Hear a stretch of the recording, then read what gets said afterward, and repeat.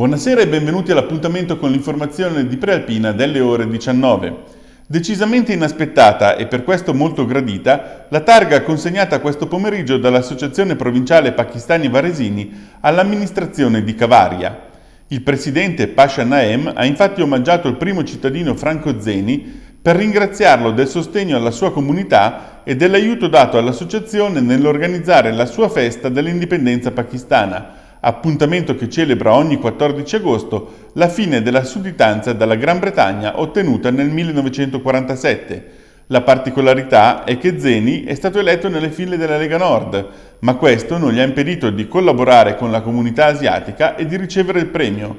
Si sono integrati benissimo, ha detto Zeni. Sono volontari preziosissimi come testimonia la mano che ci danno durante le competizioni ciclistiche. Noi speriamo di poter tornare presto a dar loro una mano con il corso di lingua che abbiamo dovuto posticipare a causa della pandemia. E spostiamoci a Verbania.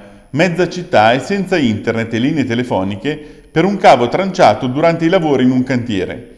L'incidente si è verificato questa mattina, ma Vodafone, la compagnia interessata dal danno, ha già fatto sapere che la situazione tornerà alla normalità solo questa notte, intorno alle 2, quando saranno concluse le riparazioni.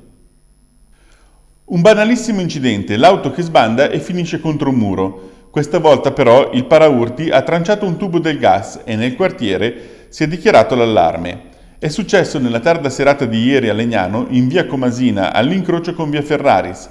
La fuga di gas è stata subito evidente, così come la pericolosità della situazione. Illeso l'automobilista, sul posto insieme alla pattuglia della polizia locale sono arrivate anche le squadre dei vigili del fuoco, che hanno provveduto a chiudere la valvola a monte del tubo danneggiato.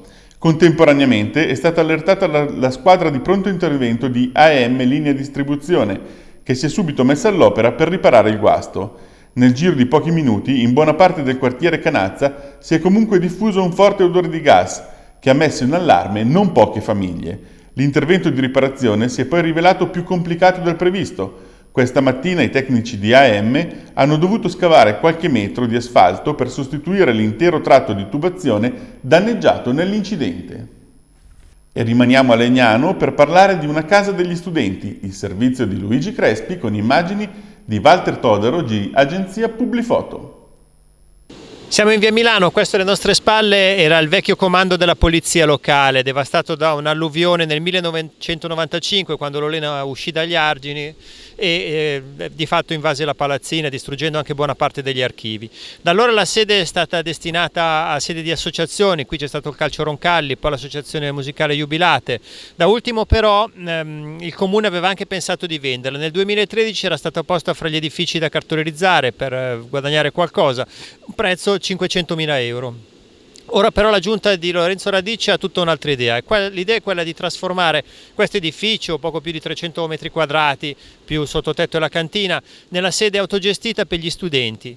Perché questo? A Legnano ogni giorno entrano ed escono 5.000 studenti delle scuole superiori, che quando finiscono le lezioni bighellonano per la città. Noti sono i problemi ad esempio in Largo Tosi, quando i ragazzi si fermano lì sotto i portici aspettando i pullman che li riportano a casa. L'idea dell'amministrazione invece è quella di dare a questi ragazzi un posto tutto loro dove poter sviluppare le loro attività e questo edificio potrebbe essere il caso giusto.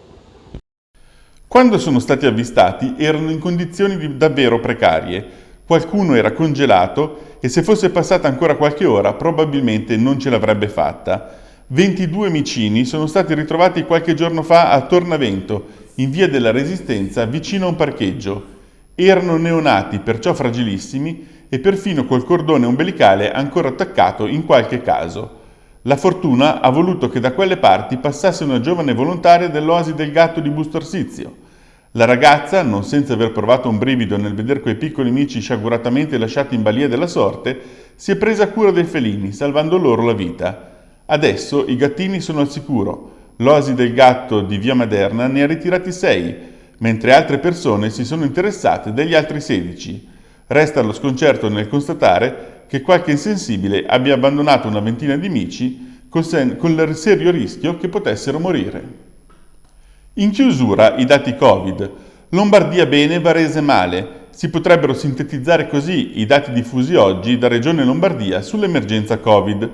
Su più di 39.000 tamponi esaminati, infatti, ne sono risultati positivi 1354, pari al 3,4%, una delle percentuali più basse registrate nell'intero 2021 e decisamente migliore del 4,1% registrato ieri. Male, come dicevamo, la provincia di Varese, con 298 contagi, ne ha di più solo Milano con 353, mentre seguono Como e Brescia rispettivamente con 198 e 124 casi. Tutte le altre province lombarde nelle ultime 24 ore sono rimaste sotto quota 100. I decessi sono stati 41, i ricoverati nelle terapie intensive scendono di 10 unità a un totale di 525. Bene, con questo è tutto, l'appuntamento con l'informazione di Prealpina torna domani alle 13. Buona serata!